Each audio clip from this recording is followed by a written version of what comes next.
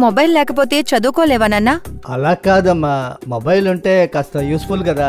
అది లేకపోవడమే నీకు యూస్ఫుల్ అని నేననుకుంటున్నా. అమ్మా, మీరు ఇంకా నన్ను స్కూల్కు వెళ్లే చిన్నపిల్లాళ్ళని చూస్తున్నారు. నేనిప్పుడు యువకుణ్ణమ్మా, అర్థం చేసుకోండి. యువకుడు అనేది యేసుకి మాత్రమే నాన్నా, అది ఇంకెవ్వరికీ చెందదు. ఒకవేళ ఈ కార్యక్రమం చూస్తూ ఉన్న ప్రియమైన సహోదరి సహోదరులారా, మీరు రక్షింపబడి దేవుని నామాన్ని మహిమపరిచే మంచి దేవుని బిడ్డలుగా ఉండొచ్చు. ఈ రక్షణని కాపాడుకోండి. అభిషేక సమయంలో ప్రతిరోజు పరిశుద్ధ ఆత్మచే నిండి ప్రార్థించండి. యెహోవా మీ మనోవాంఛనని నెరవేరుస్తారు, సాక్షిగా నిలబెడతారు. మీ ద్వారా యెహోవా నామం మహిమపడును.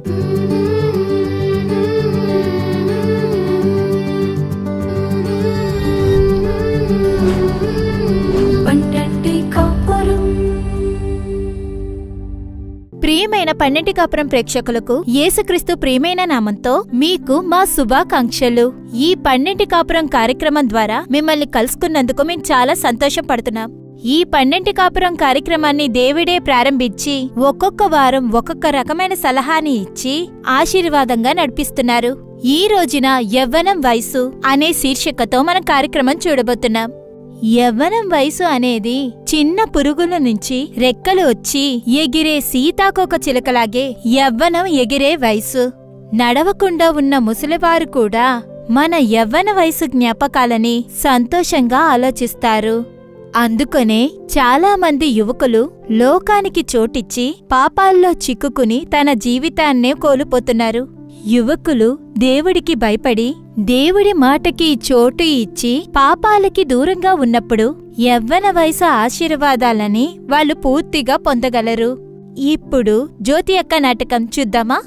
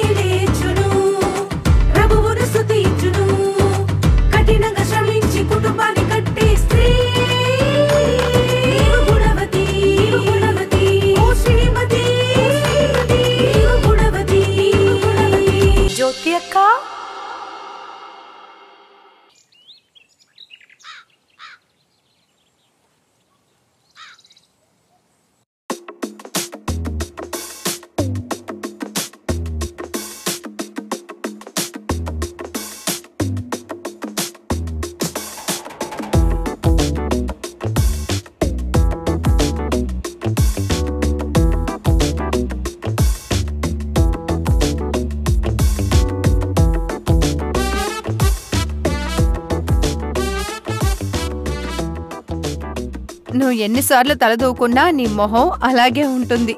చూసి చుట్టూ రాలిపోగలదు. అమ్మా, కామెడీ చేయకు. మొదటి రోజు క్లాస్ కదా, అందుకే.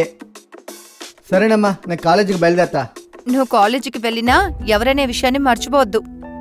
అది ఎలాగమ్మా మర్చిపోతా? సరే నాన్న, జాగ్రత్తగా వెళ్ళిరా.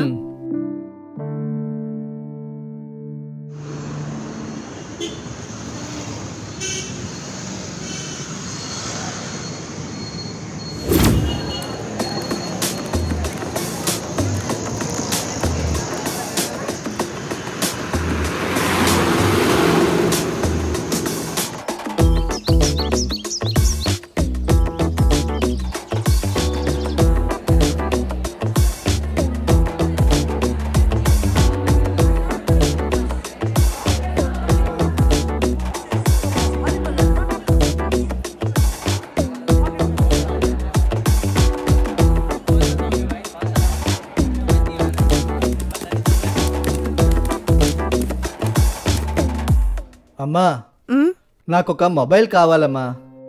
కాలేజీకి వెళ్ళిన ఫస్ట్ రోజే మొబైలా? ఎందుకురా? స్టడీకి యూస్గా ఉంటుంది కదా, అందుకే అడుగుతున్నా. మొబైల్ లేకపోతే చదువుకోలేవా? అదేం కాదమ్మా, మొబైల్ ఉంటే కాస్త యూస్ఫుల్గా ఉంటుందిగా. అలాగా? అది లేకపోవడమే నీకు యూస్ఫుల్ అని నాకు అనిపిస్తోంది. అమ్మా కాలేజీలో అందరి దగ్గర ఉందమ్మా. అలా చెప్పు. అందరి చేతుల్లోనూ ఉండడం వల్ల ఇప్పుడు నీకు కావాలి అంతేనా? నువ్వు సెల్ ఫోన్ అడగడం నీ చదువు కోసం కాదు, గొప్పకి అడుగుతున్నావు. కానీ అందులో ఉన్న ప్రమాదాన్ని తెలుసుకోకుండా అడుగుతున్నావు. అమ్మా నువ్వు ఇంకా నన్ను స్కూల్కి వెళ్ళే చిన్నపిల్లాడిలానే చూస్తున్నావు. నేనిప్పుడు యువకున్నమ్మా, అర్థం చేసుకో. నువ్వు ముసలోడివే అయిపోయినా నాకు కొడుకువేరా. ఇలా మాట్లాడుతూనే ఉండు, కొని మట్టుకు ఇవ్వకు.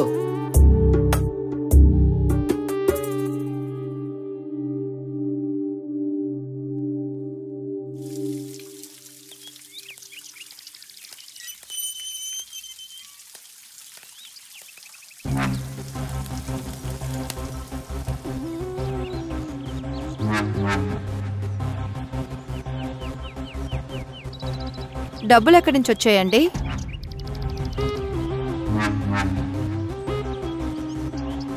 సెల్ ఫోన్ కొనడానికి మీకు డబ్బులు ఎక్కడి నుంచి వచ్చాయి? అది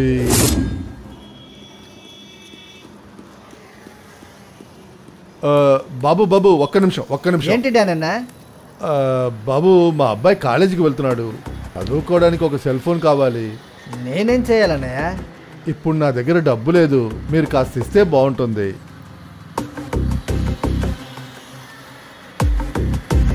నెల నెలా జీతంలో పట్టుకోండి బాబు. సరే.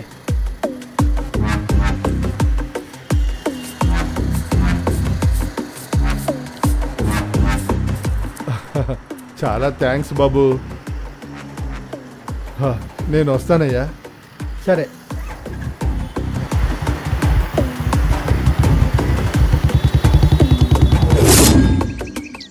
ఏంటండి, సెల్ ఫోన్ ఏవి అర్జెంట్ కాదు కదా, దానికెందుకు అప్పు తీసుకున్నారు? అబ్బాయి చదువుకేగా, వాడు బాగా చదివితే మనకే మంచిదిగా. వాడు చదువు కోసం అడిగితే పర్వాలేదే. ఇలాగే తనకు కూడా సెల్ ఫోన్ కొనిచ్చారు మీరు, నాతో ఎందుకు ఒక్క మాట కూడా చెప్పలేదు?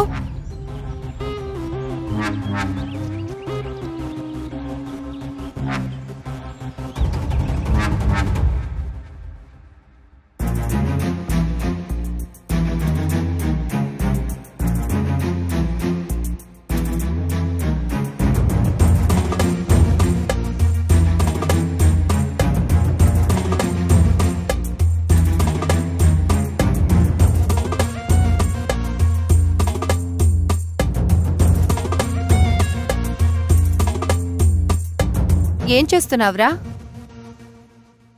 చదువుకోకుండా ఏం చేస్తున్నావు? ఏం లేదమ్మా, ఫ్రెండ్ మెసేజ్ పంపించాడు, అదే చూస్తున్నా. సమయాన్ని తినేయడంలో ముఖ్యమైన చెయ్యి ఈ సెల్ ఫోన్కే ఉంది నాన్న. దీన్ని సరిగ్గా యూజ్ చేయకపోతే నువ్వు ఇరుక్కుంటావు. చూసి జాగ్రత్త. అలా ఏం లేదమ్మా, నేనేమన్నా సెల్ ఫోన్కి బానిసగా ఉన్నానా? బానిసైపోవడం ఒకే రోజులో జరగదు నాన్న, అది లాంగ్ టైం ప్రాసెస్. చదువుకోవాలమ్మా, నన్ను వదిలేయి. కాఫీ తాగు, ఇదిగో.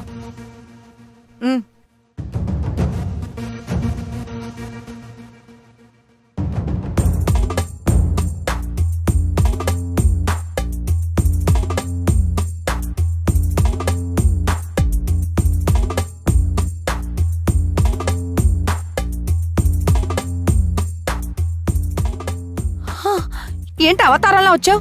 ఆ జుట్టుకి కలర్ ఏంటి? నువ్వేంటి? అమ్మా స్టైల్ అమ్మా. ఏదిరా స్టైలు?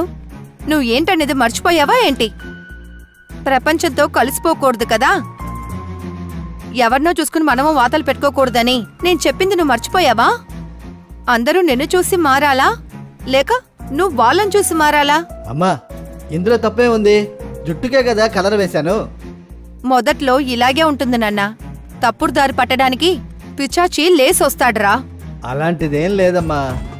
మీ నాన్నగారు అనాలి. నువ్వు అడిగిన వెంటనే సెల్ ఫోన్ కొనిచ్చారు కదా, నువ్వు ఇంకా మాట్లాడతావు. ఊరుకోమ్మా.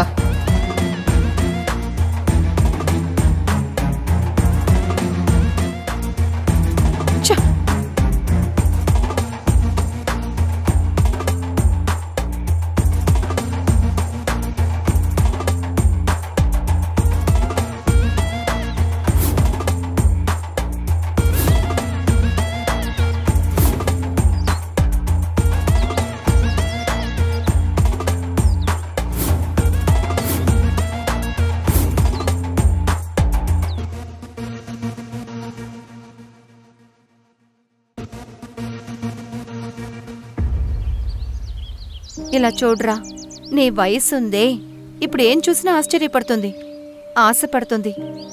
నీ స్కూల్ లైఫ్ అనుభవం వేరు, నీ కాలేజ్ లైఫ్ అనుభవం వేరు. నిన్ను, నీ వయస్సుని సంతోషపెట్టే కార్యం చాలా ఉంటాయి.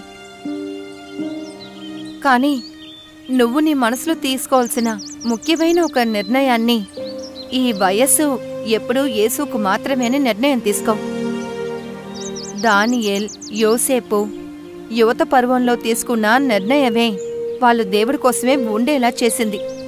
సాధు సుందర్ సింగ్ దగ్గర ఒకసారి ప్రశ్న లేపారు, వయసైన తర్వాత ప్రార్థనకి రావచ్చు కదా, ఈ వయసులో సన్యాసం అవసరమా అని. దానికి ఆయన సమాధానం, యువతగా ఉండేటప్పుడు నా కోసం ప్రాణాలిచ్చిన యేసుకి నా వయసుని నేను తనకి ఇవ్వకుండా వయసైన తర్వాత ఇచ్చి ఏం ప్రయోజనమని అన్నారు.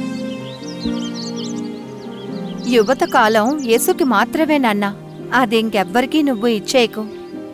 ఇది నీకెందుకిప్పుడు చెప్తున్నానంటే, ఇంకో 2 ఏళ్లు నేను నిన్ను వదిలేస్తే ఇక నేను కూడా మిమ్మల్ని కంట్రోల్ చేయగలనా అని తెలీదు.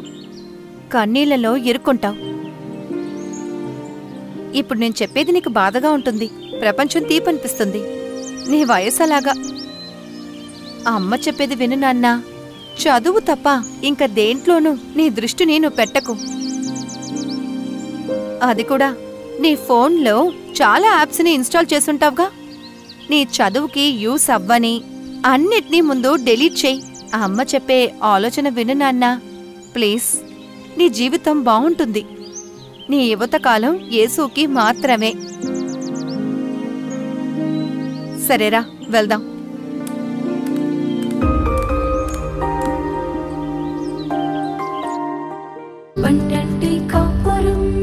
ఏంటి ప్రేక్షకులారా, జ్యోతి యొక్క నాటకం చూసారా? మీకు ప్రయోజనంగా ఉందా? ఇప్పుడు దేవుని వాక్యం పంచుకుని మీ ఆశీర్వాదాల కోసం ప్రార్థించడానికి సహోదరి చెల్లారాణి అప్పాదురై గారు సిద్ధంగా ఉన్నారు. ప్రార్థనతో దేవుని వాక్యం వినండి. దేవుడు ఖచ్చితంగా మీతో మాట్లాడి ఆశీర్వదిస్తారు.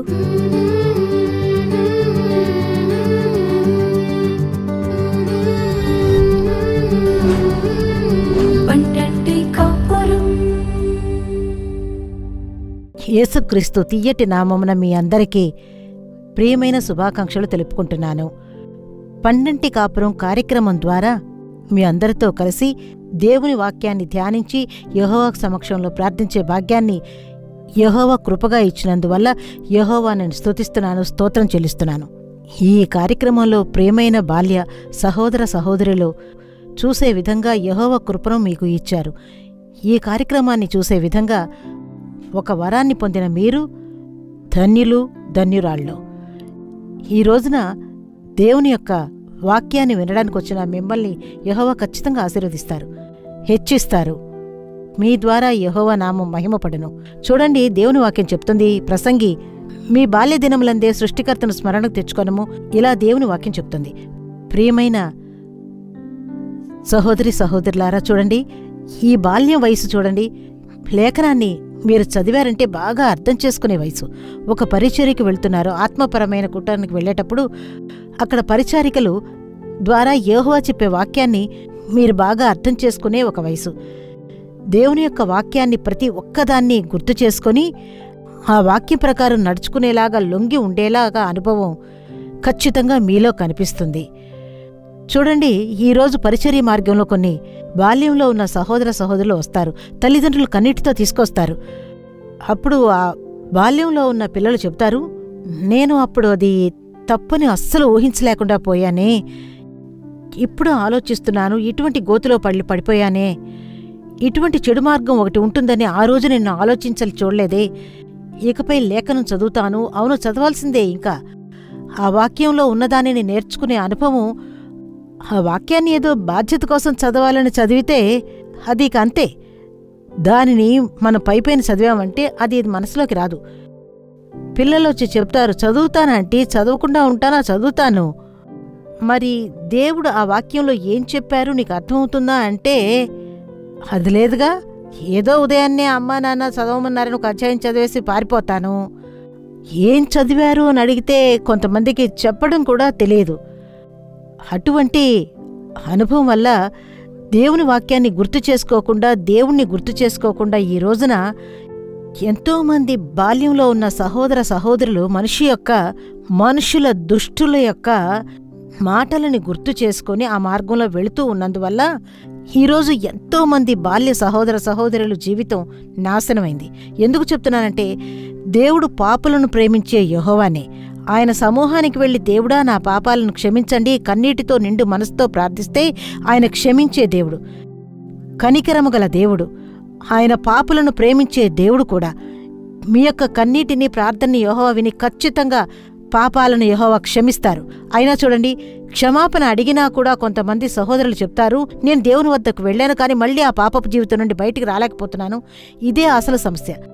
చాలామంది బిడ్డలు దేవుని వాక్యాన్ని గుర్తు చేసుకోకుండా వాళ్ళ స్నేహితులు చెప్పిన వెంటనే పదండి తాగుదాం, తాగి చూద్దాం, అందులో తప్పే ఉంది, ఆ విధంగా ఆ విషయాన్ని గుర్తు చేసుకొని, అయ్యో స్నేహితుడు చెప్పాడే, స్నేహితురాలు చెప్పిందే మత్తు పదార్థాలు తినకూడదని యెహోవా చెప్పారు, అయినా చూద్దాం, దాన్ని రుచి చూద్దాం అంటే ఆ మనిషి చెప్పేటువంటి మాటలను విని దాని ద్వారా వంచింపబడి పూర్తిగా వారి జీవితం ఒక వంచింపబడ్డ పరిస్థితిలో ఉంటుంది. కొందరు చెప్తారు, ఆ మాటలను మత్తెక్కించాయి, నాకేమీ అర్థం కాలేదు, ఆ రోజున దేవుని మాటలు నేను గుర్తు చేసుకుని ఉంటే ఇటువంటి గోతులో నేను పడి ఉండను. ఇలా సహోదరులు చెప్తూ ఉంటారు. పరిచయంలో ఉన్నాను కాబట్టి నేను మీతో చెప్తున్నాను. సలహాల కోసం వస్తారు.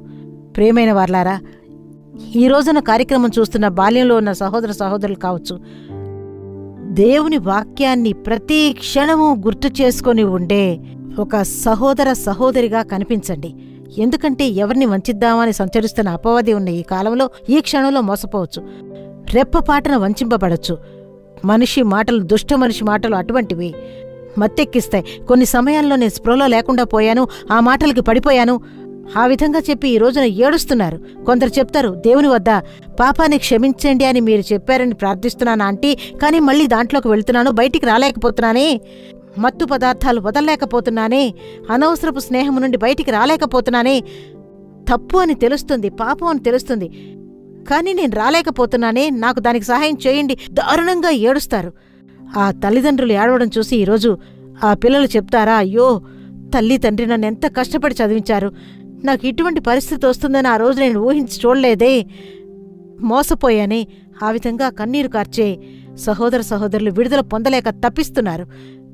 ప్రియమైన వార్లారా, ఈరోజు అన్ని పరిస్థితుల్లోనూ యెహోవాని మాత్రం గుర్తు చేసుకోండి.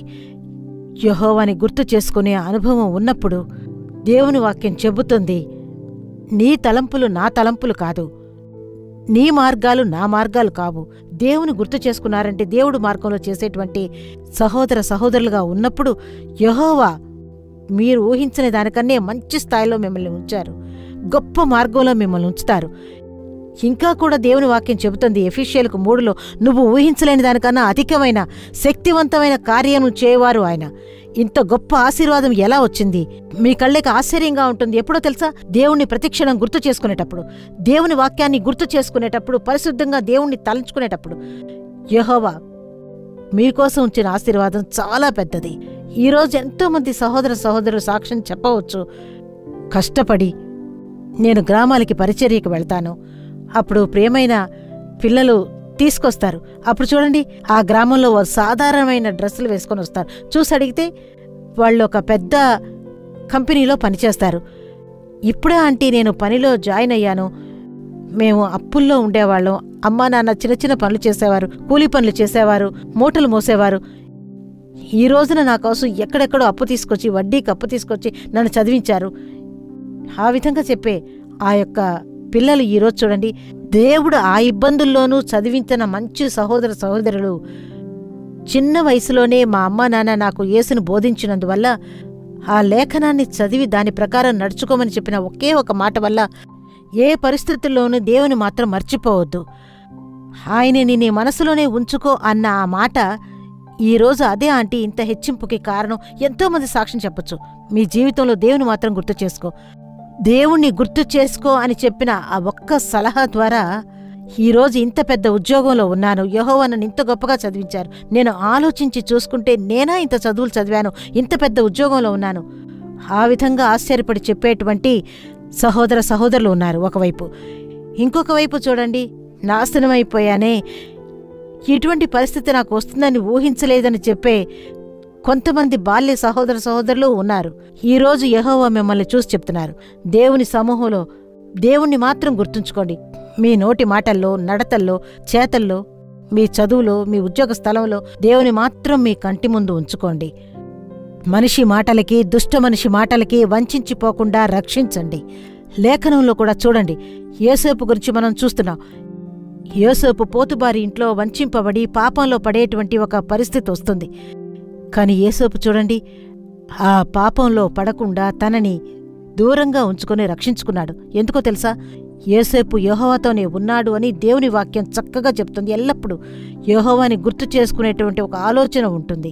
అందువల్ల చూడండి, యోసేపుకి ఇది పాపము, ఇది దేవునికి ఇష్టం లేని కార్యము, ఇది చేస్తే మనకి సమస్యలు వస్తాయన్న తెలుసు. ఒకవేళ పోతిబారు భార్య మాటకి చెవి ఒగ్గి ఏదో ఒక పదవి అంతఃపురంలో దొరుకుద్ది అని ఆలోచన రాకుండా దేవుడిచ్చే మార్గమే నిజమైన ఆశీర్వాద మార్గమని ఈ మనుషుల మాటలను విని దేవునికి దూరంగా వెళ్ళిపోయి దాని ద్వారా వచ్చేటువంటి ఆశీర్వాదము నిలిచి ఉండదు. యెహోవా ఇచ్చిన ఆశీర్వాదము శాశ్వతమైంది, నిత్యంగా ఉండే ఆశీర్వాదాన్ని దేవుడిస్తారు. ఎవరూ ఊహించలేనటువంటి ఒక ఆశీర్వాదం, అతను ఊహించలేనటువంటి ఒక గొప్ప ఆశీర్వాదాన్ని యెహోవా యోసేపుకిచ్చారు. యెహోవా నామం మహిమపడే విధంగా యెహోవా యోసేపును గౌరవించి ఘనపరిచారు. యెహోవా ఈ రోజుకి మీతో మాట్లాడుతున్నారు. దేవుని సమూహంలో ఒకవేళ మిమ్మల్ని ఆ విధంగా ఎవరైనా సరే దుష్ట ఆలోచనలు చెప్పొచ్చు. ఎవరు ఎటువంటి సలహాలు ఇచ్చినా కూడా ఇది వచనంలో ఉందా, ఇది వచనానికి సరిపోతుందా, ఇది దేవుని దృష్టికి కరెక్టేనా, మొత్తం అంతా ఆలోచించి చూసి మీరు నడుచుకోండి. మీ జీవితంలో యెహోవా మహిమగల కార్యములు చేస్తారు. ఒకవేళ ఈ కార్యక్రమాన్ని చూస్తున్న మంచి సహోదర సహోదరులు, మీరు రక్షింపబడిన వారుగా దేవుని నామాన్ని మహిమపరిచేటువంటి ఒక మంచి పిల్లలుగా ఈ కార్యక్రమాన్ని చూస్తూ ఉండొచ్చు. మీ రక్షణను కాపాడుకోండి. అభిషేకంలో ఉండి ప్రతిరోజు పరిశుద్ధాత్మలో నుండి ప్రార్థించండి. ఆయన పరిశుద్ధపరుస్తారు. ఆయన మిమ్మల్ని చక్కగా బోధించి నడిపించే దేవుడు కూడా. అటువంటి అనుభవంతో ఉన్నప్పుడు మిమ్మల్ని చూసేవారు మీరు ఆరాధించే దేవుడే నిజమైన దేవుడు, ఆ యేసు మాకు కావాలి అని యెహోవా ఆత్మ అయిన వారు మీ వైపుకు తీసుకొస్తారు. దేవునికి భయపడి నడుచుకునే మీరు ఇంకా అన్నిటిలోనూ నోటి మాటలు, నడత, మీ జీవితం ఇతరులకు ఉదాహరణగా కనిపిస్తుంది. విశ్వాసంలో గొప్పగా మిమ్మల్ని ఉంచుకోండి. మీ విశ్వాసంలో దృఢంగా ఉండండి. యెహోవా మిమ్మల్ని ఒక సాక్షిగా, ఇంతకు ముందే ఒక వాక్యం చెప్పాను, మీరే నా సాక్షులనే వాక్యం ప్రకారం మిమ్మల్ని యెహోవా మీ మనోవాంఛను నెరవేరుస్తారు, సాక్ష్యంగా నిలుపుతారు. మీ ద్వారా యెహోవా నామం మహిమపడెను. అటువంటి ఆశీర్వాదాన్ని పొందే విధంగా మనమందరం ప్రార్థించబోతున్నాం. యెహోవా, మేము కృతజ్ఞతతో మిమ్మల్ని స్తోత్రిస్తున్నాము. ఈ రోజును కూడా దేవుడా, నాతో పాటు కలిసి ప్రార్థించేటువంటి మంచి సహోదర సహోదరుల కొరకు మిమ్మల్ని స్తుతిస్తున్నాము, స్తోత్రాలు చెప్తున్నాం రాజా. ఈ రోజున మీ యొక్క వాక్యాన్ని విని ఎవరెవరైతే దేవుడా తాము చేసిన తప్పుని తెలుసుకుని దానిని ప్రకటించి, దేవుడా నన్ను క్షమించండి దేవుడా, నేను మిమ్మల్ని ప్రతి విషయంలోనూ గుర్తు చేసుకుంటాను, మీ వాక్యాన్ని గుర్తు చేసుకుంటాను, మీ వాక్యాన్ని చదవడం మాత్రమే కాకుండా దానిని ధ్యానించి దాని ద్వారా నడుచుకుంటానని ఎవరెవరు అర్పించుకుని ప్రార్థిస్తున్నారో వారిని యెహోవా మీరు కనులు తెరిచి చూసి మీరు క్షమించే దేవుడు, కనికరము గల దేవా, వీరిని క్షమించమని ప్రార్థిస్తున్నామయ్యా. ఒకవేళ దేవుడా పాపంలో పడి ఉన్న మంచి సహోదర సహోదరులుగా ఉండి ఉండొచ్చు, నేను దేవుని వద్ద క్షమాపణ అడుగుతున్నాను, కానీ మళ్ళీ మళ్ళీ నేను ఆ పాపంలో పడిపోతున్నాను, మత్తు పదార్థాలకు బానిసవుతున్నాను, తాగుడుకు బానిసవుతున్నాను, వీడియో గేమ్స్ కు బానిసవుతున్నాను, చూడకూడనటువంటి చిత్రాలను చూస్తున్నాను, ఇందులోంచి బయటికి రాలేకపోతున్నాను. ఆ విధంగా ఈ సమయంలో దేవుడా పాప భీతితో ఎవరెవరైతే విడుదల కావాలని ప్రార్థన చేస్తున్నారో, ఆత్మ అయిన వారు మీరు విడుదల ఇచ్చే దేవుడుగా ఉన్నందువల్ల ఆత్మ అయిన వారు ఎక్కడో విడుదల, అక్కడ ఉన్న వాక్యం ప్రకారం ఇప్పుడే దేవుడా వారి మీద మీ శక్తి దిగునుగాక. దేవుడా విడుదలనిచ్చే దేవుని శక్తి దిగునుగాక. దేవుడా ఈ పాపపు అలవాట్ల నుండి విడుదల ఏర్పడాలి యేసు నామమున. మత్తు పదార్థాలకి, తాగుడికి బానిసగా ఉన్న ప్రతి ఒక్కరిని విడుదల చేయండి దేవుడా. ఆ విధంగా ఎవరెవరైతే పాపంలో ఉన్నారో బాల్య సహోదర సహోదరుని మీ చేతికి అప్పగించి ప్రార్థన చేస్తున్నాను. ఈ పరిస్థితుల్లో దేవుడా వారు మిమ్మల్ని తలుచుకొని చూడాలి, మిమ్మల్ని మర్చిపోకుండా, మీ ఆజ్ఞలను వదిలి వెళ్ళిపోకుండా వారిని మీరు కాపాడండి దేవుడా. ఆ విధంగా వారిని ఆశీర్వదించి గౌరవిస్తున్నందుకు కృతజ్ఞత, వారిని వ్యత్యాసంగా చూపించబోతున్నందుకు కృతజ్ఞత, మీ నామం మహిమపడుతున్నందుకు స్తోత్రము. యెహోవా బాధ్యత తీసుకున్నందుకు స్తోత్రము. లోబడి అప్పగిస్తున్నాము. యెహోవా నామం మహిమపడాలి.